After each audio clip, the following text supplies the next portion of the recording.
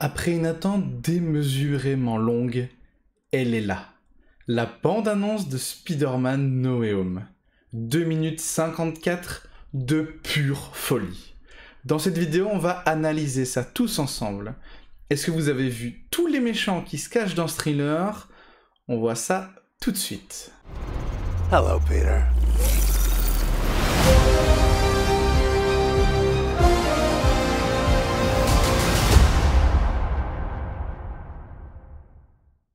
Si tu es fan du MCU, et donc tout comme moi, super hypé par ce prochain Spider-Man, je t'invite à t'abonner à la chaîne.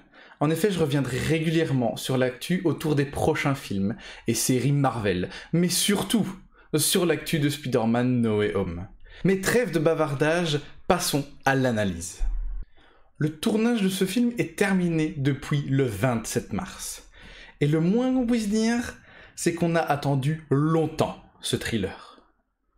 Trop longtemps. Alors niveau théorie, on a vu de très nombreuses choses. Et encore plus après le dénouement de la série Loki sur Disney+. Mais ce qui est génial, c'est que certaines des plus folles théories, eh bien, ont l'air vraies. Pour commencer, on nous plante le décor en confirmant que le film va commencer exactement où Spider-Man Far From Home commence. Spider-Man est Peter Parker. Alors oui, pour nous cette phrase ne fait pas sensation, mais dans l'univers du film, c'est pas pareil. Et c'est encore plus impactant quand on nous dit que c'est Spider-Man qui a tué Mysterio. Et Mysterio, pour rappel, il était traité comme un héros dans Far From Home. En partant de cela, deux camps se créent. Les gens qui croient Mysterio, et ceux qui sont derrière notre fidèle serviteur, l'araignée. Mais dans tous les cas, la vie de Spidey est changée à jamais. Car maintenant, tout le monde sait qui est Peter Parker. Et en plus de le déranger, il s'en fait pour ses proches, pour son ami, sa copine MJ, et aussi sa tante. En plus de se faire arrêter par la police, on comprend qu'il a une pression forte sur lui et que toute sa vie a chaviré. Et en parlant de police, avez-vous vu ce personnage dont on ne voit pas la tête?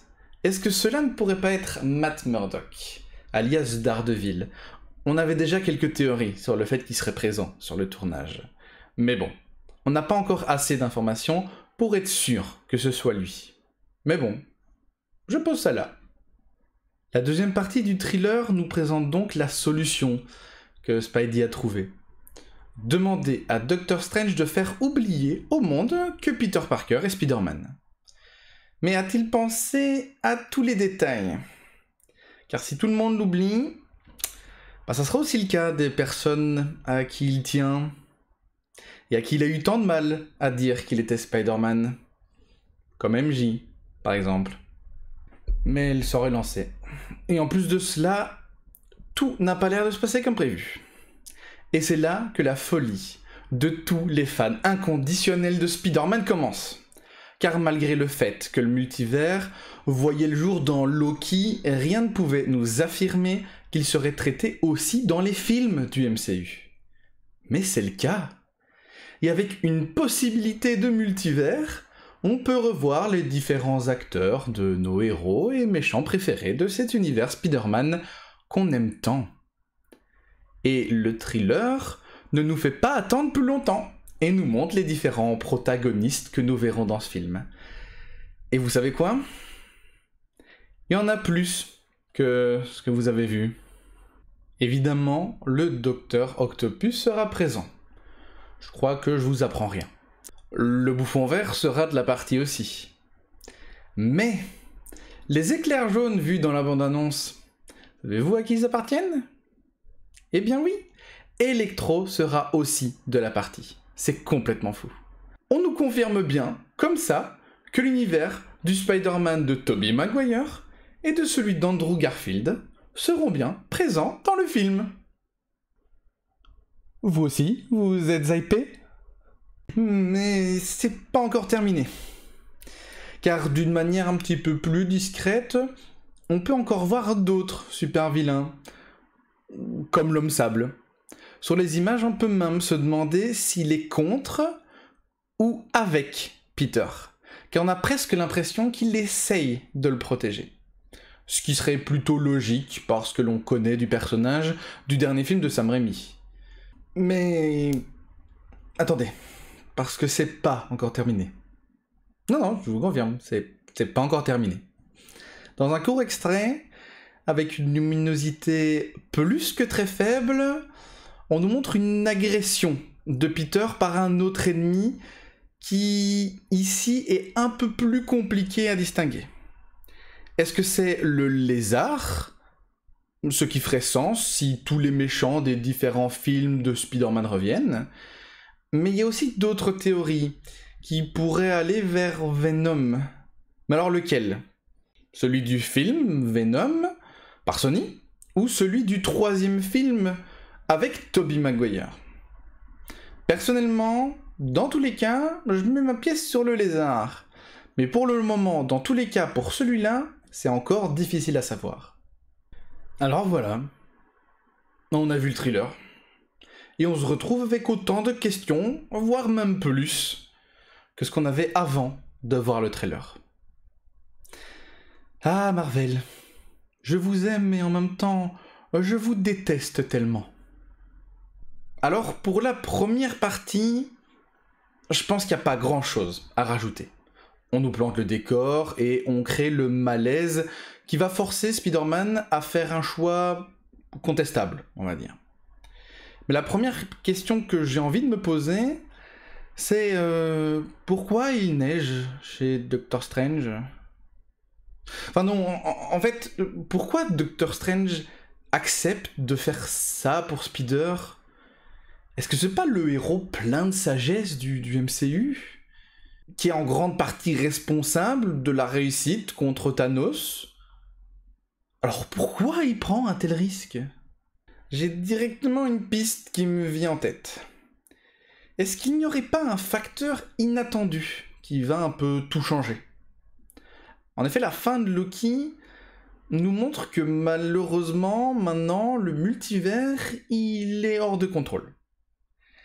Et si le sort fait par Strange avait vraiment peu de danger, mais que c'est le fait que le multivers est maintenant si chaotique qui va créer ce bouleversement. Tout ce qu'on sait, en tout cas, c'est que Strange, comme Peter, ne s'attendait pas du tout à cela.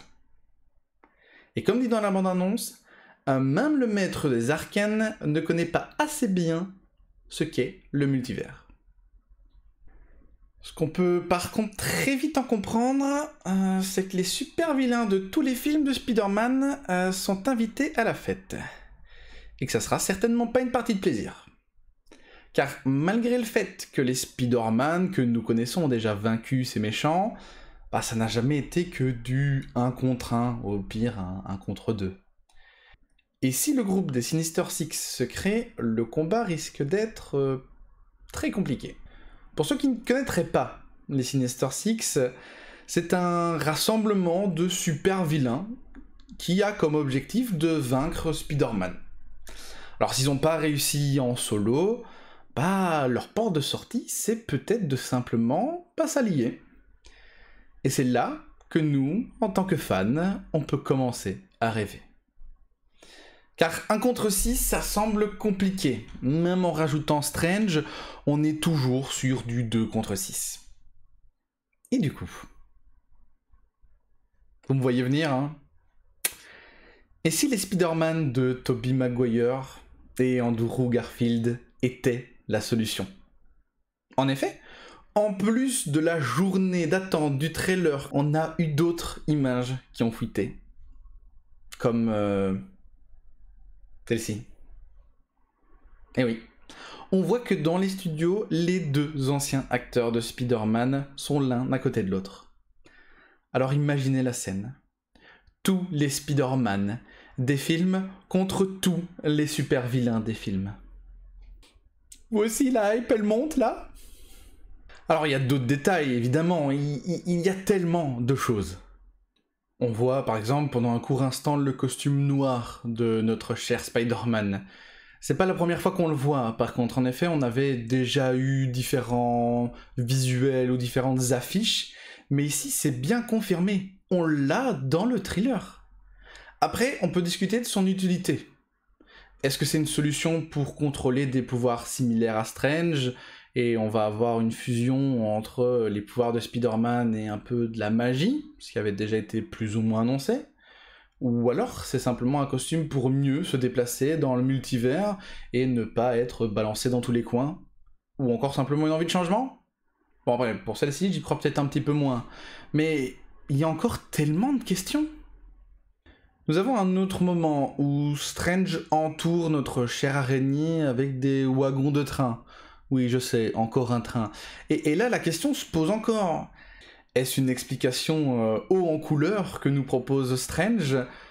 Ou alors un Doctor Strange venant d'un autre multivers s'en prendrait-il à Peter? Quand je vous dis qu'on a encore plus de questions qu'avant le trailer, vous comprenez maintenant? Dans tous les cas, le film s'annonce fou.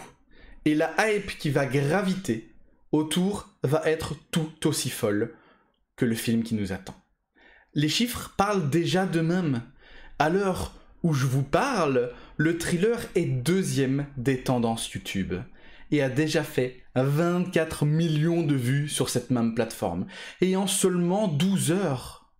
Je vous promets qu'on va essayer de suivre cela d'une manière très attentive.